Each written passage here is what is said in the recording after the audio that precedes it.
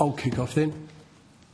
So AEMC's role is to make rules and then approve those rules that are then promulgated throughout or across the energy market bodies for them to implement. Do you also have a role in assessing needs for and making recommendations on market design? Thank you, Senator. Yes, we do. That is one of our specific functions. And the way in which we would typically do that, which I alluded to in my earlier discussion on the transmission planning investment and review, is that while we can't initiate our own rule changes, we can initiate our own reviews, which we do regularly to address, consider and consult on in detail issues that we think are important to be addressed for the development of the market. So an example of a review that we are self-initiating, which I think again addresses, well, I hope that it will address some of the questions that were raised earlier today in relation to network and retail prices and equity, is a holistic review into electricity services, products and prices, looking to the future where we have a distribution network that is characterised by many households with solar panels and batteries and community batteries, and we also see the move to electric vehicles and the way in which all of those new types of assets will interact with the grid, but also the difference between customers who are able to access those assets easily and those who are not, and to look at how the current charging regime works at the moment and what is needed in the future to ensure equitable outcomes for the different types of households. Thank you. I think it's safe to say that our energy system is undergoing a drastic and dramatic and quite rapid change at the moment because of previous rules but also investments made and choices made. For example, none of the market bodies foresaw the amount of rooftop solar that's coming in at the moment.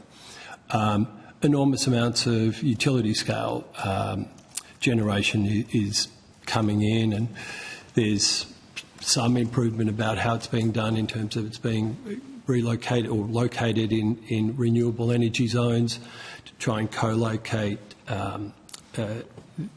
infrastructure and multi-use infrastructure to keep costs down. How do you given that these changes are enormous and some of them impacting each other, for example, the amount of rooftop solar, and this was touched on previously, the amount of rooftop solar at the moment is causing, or one of the causes of curtailment of utility scale solar, which can be curtailed for either economic reasons, i.e. the price they're going to get for their electricity is too low for them to bid it in, or it can be network. And obviously the ISP addresses some of those network constraints. Given the point that my colleague was making before about consumers or residential rooftop solar having to pay a tariff to use the distribution network, is there any thought to be given that utility scale generators should be paying a network charge to be able to get their energy to market and therefore acts as a price signal for augmentation of the distribution or transmission network, depending where they are on the grid? So one of the things that has developed over time, which is happening outside of the rules through state-based legislation, is renewable energy zones. Mm-hmm. And so state governments have been establishing regimes where they will plan through a state planner areas where they would like to extend the transmission network into, and then they have different arrangements depending on the legislation for how they want to go about doing that. And AEMO and AER have roles in relation to some of those arrangements. In some of those renewable energy zones, I think it is proposed that there would be a contribution made by the generators who would connect to those zones or storage in return for which there will be some benefits to be gained. For example, there may be an ability to set generator performance standards for anyone who connects within a zone, which would make it easier to understand what the standards are than a process that's undertaken with AEMC, which can be very iterative. There may also be a limit on how many generators can go within the zone, and so that gives some more comfort to the generators that they'll be able to access at least that part of the grid. So in that way, there is a contribution that's being made by generators. We also made a rule, I think, in 2022 on designated network assets, which actually enables a generator or other investor to build their own radial link to the network and to have that link treated as part of the overall network for purposes such as generator performance standards, but to fund it themselves. And we've also included rules on which circumstances they would also then share those assets with other people. So there are some aspects of the rules under which generators will contribute to the extension of the transmission network. Given that one of the aims of the transition, and it's articulated very clearly in the ISP, we need to rapidly increase the amount of generation that we have in the NEM. There seems to me there's some different pricing signals that are not really bringing effect to that. As rooftop solar shows us, certainly during peak generation times in the middle of the day, that's generating wholesale prices that are either zero or negative. One of the long-standing promises of the transition was that it would bring down energy prices, or more specifically, renewables would bring down prices. Now, obviously, that amount of negative pricing at part of the day in the NEM or in the wholesale price offset some of the higher prices later in the day. That's a good thing. I would think everyone would agree. However, utility scale generators have the ability to turn off their production and therefore not contribute to those negative prices. Isn't there something to me is perverse that we're not looking at ways to better accommodate both a constrained network, supply and demand issues across the day. AER mentioned earlier, time of day pricing. What can we do in the market design that's going to both ensure the rapid build out of renewable and keep costs down, especially in non-productive things like transmission? So I think one of the clear signals that negative prices do send is for the value of batteries, because if a battery can be paid to charge during the day and then paid to discharge later when the sun goes down, then that is a valuable business proposition. So we actually think that there is a great need for storage to be built, and that those negative prices send an appropriate signal for storage. In terms of the broader market design, that is something that has been given consideration to through a number of processes. So the Energy Security Board was tasked to design a post-2025 market design, but was constrained through the principles that it was asked to apply, and was really only looking at one part of the market. So it was looking at how to support dispatchable energy, be that batteries, pumped hydro or gas. Yep. And as you say, we need mechanisms that will support both the build-out of renewables, because the value of the renewables is both the emissions free but also no fuel cost. And so using that energy to charge up your batteries or charge up your pumped hydro is really the most efficient way to get an overall system. So I do believe that energy ministers have communicated following various Energy Council meetings that this is an area that they would like to take a lead on reviewing. We are doing at the AEMC our own internal work to make sure that we have a good understanding of the issues that will, as I said, not just emerge in the 2030s, but also looking out to the 2040s as the system changes over that period, so that we're in a good place to contribute to work that's done on further analysis of that wholesale market structure and what's needed to support it. Thank you, and that is music to my ears, and particularly around, well, not just batteries, but storage in general. I think is one of the utilised and under-planned for things that we're seeing in the NEM and particularly in the ISP at the moment. In the ISP, of course, it talks about storage, but there's no prioritisation for it. There's no incentive for it to come in. Can things such as, well, particularly in the transmission network or in reses, or where utility scale generation isn't within a res, is there scope to be able to create rules that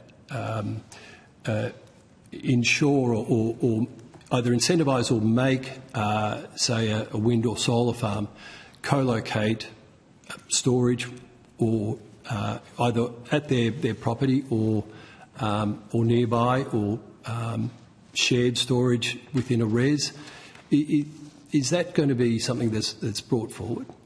So again, this is a reform that we made a number of years ago, but has only just reached the implementation stage. So it was integrating energy storage systems into the NEM, and in one respect it was highly technical and administrative in that at that stage there was no category for batteries to register. So they registered both as a market generator and as a market customer, and that was clunky and inefficient. So we created a new category called an integrated resource provider, which is anything which can have electricity going both ways. So it could be utility scale, it could be aggregation of household assets. Created a registration category, but also implemented some other technical reforms that made it easier for those assets to locate behind a single connection point and arbitrage between the two as to what they put into the NEM. I think one of the other reforms... Sorry, just before you move on, what was that rule called, or how do I reference that? I think it was called integrating energy storage systems into the NEM. Okay, thank you. I'll take a look at that. A piece of work that has been done over a number of years now between AEMO and the Clean Energy Council has also looked broadly at issues in relation to connection of renewable assets to the grid and improving the way in which that's undertaken. So I mentioned very briefly before that AEMO has had an iterative process because each asset that it seeks to connect to the grid has to meet certain generator performance standards, and in some ways the standards will be impacted by what else is connecting around them. So there's a little bit of a domino effect. So they have been making significant practical improvements. We have done one rule change which has come out of that so far, which was to establish within the rules just some guardrails around the process so that there was more certainty for connecting generators as to AEMO's process in terms of assessing that connection. I raise that because one of the issues that they have been considering is, are there ways to make it easier for the retrofit of batteries? And we are aware that there's a possibility that they'll come to us and seek a rule change in that regard. And I think there's as I understand it, a point in time at which generator performance standards have been established under a particular framework in which there could be things that could be done to actually make that retrofit easier. And so that's something that I believe is under consideration and development. And nothing about either incentives or making it a condition of connecting that you have storage co-located or can be accessed by large-scale VRE? So I think the other two things that probably worth observing is firstly that the capacity investment scheme that's being run by the Commonwealth, when they are going out to tender for assets to participate in that scheme, there's the opportunity for them to consider, in assessing the merit of any particular asset, its net contribution to the system. And so in doing that, they can consider the benefits of a solar plus battery versus a solar and take that into account in deciding the way in which they may award contracts under that scheme. The other thing is that in some of the work we've been doing recently, have been talking with lenders around the way in which they're thinking about assets, and they are also suggesting that from their point of view that it's difficult to now make a business case for a standalone solar at utility scale because of the issues that we've been talking about. And so in order for financing to be something they would consider, they would need to see a solar plus battery asset. So I think in some ways this is the market doing what the market does. It sends signals, and then investors respond accordingly, including both equity and debt investors. Thank you. What about on the distribution network? As Senator Canavan was talking about before, rooftop solar having to pay a charge to have electricity going to the grid. Is it possible to make a rule change where, given that there's been a start to creating community batteries, and hopefully that will gather pace and become ubiquitous, is there a way to ensure residential users with rooftop solar can, on the short bit they're going to need to use a distribution network, avoid that charge if it's going into a battery? I have to think about that one a little bit further. I think that in terms of the way in which community batteries can be supported, I think there's a question that was raised in the earlier session with the AER about whether they need to be ring-fenced from the distribution network, or whether it's something which would make sense for the distribution network to be able to have as part of their assets, and that there was waivers granted as part of the Commonwealth scheme to roll out multiple community batteries. I haven't turned my mind to, and I don't know that we have, the connection between ensuring that a particular council puts in a community battery so that it can soak up the solar panels of its residents. But that's something that may fall within the scope of the review that I mentioned earlier into electricity products, prices and services. And given it's a fairly basic tenet of the NEM that network companies, whether transport or distribution, can't be market participants, is there a way to both encourage community batteries to be built, but your broader set of ownership? Because I think the last thing the community wants is more assets embedded behind more monopolies. That's not a good economic solution for anyone. So I think there's always consideration to be given as to whether an asset is best delivered by the market, and the market will have sufficient competition to deliver the best prices, or through, if it's more a monopoly characteristic, then it's best delivered from a customer's perspective through a regulated asset. I think that one of the things that's happening through the transformation is that some of our very traditional distinctions are being challenged because the very fundamental change in the nature of the assets that are going to be used to deliver electricity in the future. So when it comes to the way in which batteries can do multiple things, I think that's the consideration that the AER was referring to, that they're grappling with, is they would like to see competitive markets develop that, but if competitive markets are not developing, then is there actually a benefit to consumers of having it rolled out by an asset owner that is there and has the capacity to do so? But as I think you and I have vigorously agreed, batteries are an important part of this transition.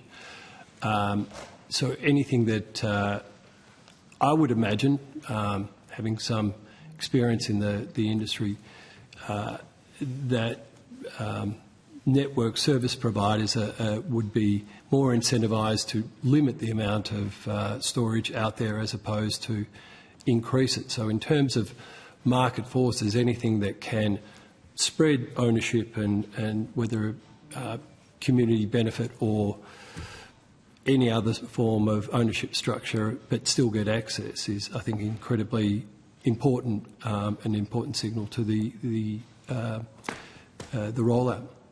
I think one of the other things that we are aware of and are proposing to address in our review is the way in which networks may charge batteries for connecting to the network.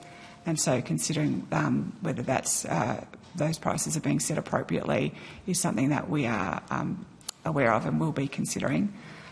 We did look at that at the transmission level when we were undertaking the review, the rule change that I mentioned earlier on integrating energy storage systems, and found that actually the transmission connection rules dealt with it quite well because they only allowed transmission companies to charge for a connection service to the extent that the asset coming on was going to increase the need for investment in the transmission network. And because the battery doesn't add to the load, if it's charging and discharging, then we didn't see any need to actually change those rules because they were achieving what we thought was the best outcome for batteries. I think we need to look at the equivalent arrangements in the distribution network to see if changes need to be made so that we have the best outcomes there as well. Thank you. Just lastly. Oh, sorry, no, please. I just had one clarification, but you go. No, you go. You know, it'd be better I do it at the end. Change the subject. I just quickly wanted to clarify. I thought earlier, you might want to take some notes, go back and look at the evidence. I thought earlier you might have said that you felt that there was sufficient consultation done on the ODP before you get to this lack of, or this consultation issue. But I've been informed that there is no consultation on that, on the ODP, before it gets to the draft ISP. So I just clarify that. I'm getting told different things. Okay, we'll take it on notice. Okay, thank you. Cheers. And my last question is, I believe that AEMC is at some point conducting a review of the ISP. Is that correct? Yes, that's correct. When's that happening? So we plan to kick that off next year, and our reporting date is, I think it's the 1st of July 2027. So we see that as being quite an extensive review. 2027. So sadly, we can't expect any improvement to the ISP before then? We have 3 rule changes on foot at the moment to consider in relation to the ISP, which came out of the Commonwealth's ISP review. So the first one of those is in relation to the way gas is considered within the ISP. So we're looking at, actually put out draft determinations on all of these, allowing AEMO to use information that it collects for the purpose of the gas statement of opportunities for the purpose of the ISP, so that there's consistency, and also requiring greater transparency in the gas analysis that they undertake. The second area is in relation to customer energy resources, and again we're looking at further information they may be able to use from distribution networks to inform their analysis of the way in which customer energy resources will contribute to the system, to develop what we are calling our demand side statement, so that it's very clear the way in which they've taken into account that part of the system in considering what transmission investment is being pursued through the optimal development path. The third one was a proposal that they be explicitly required to consider community sentiment. We actually believe that it's clear at the moment that they can and should consider community sentiment, so we have proposed in the draft determination that no rule change is required for that one. I thank you and for coming today and for your